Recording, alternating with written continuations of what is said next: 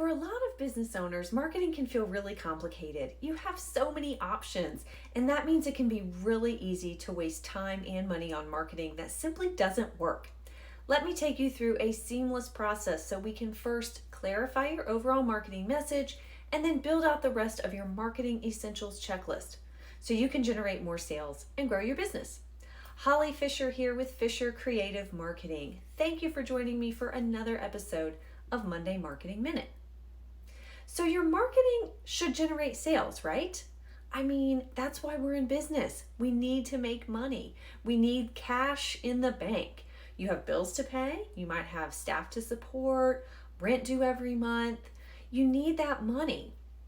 And yet, so many businesses are hesitant to ask their customers directly for the sale. You are worried about feeling pushy or salesy, so you don't want to put that call to action button all over your website, or you don't want to send that email asking for the sale. But here's the thing, your customers are going to go where you tell them to go. So you have to be very direct. You have to ask them for the sale. You don't want to hint, you don't want to beat around the bush. You need to be bold. If you have a product or a service that you really believe in, and I'm sure that you do, or you wouldn't be in business, then you want to ask people to buy your product or service. You want to help them. You have a product, you have a service that can really change their life, their business, their family.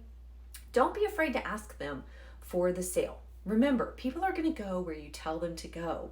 They have discovered that you have something really fantastic, and they need to know how they can buy it. So I want you to take a minute and evaluate your marketing. Do you have a call to action button on your website? Are you in your social media, in your email campaigns, asking people to take an action? Are you giving them that next step to do business with you?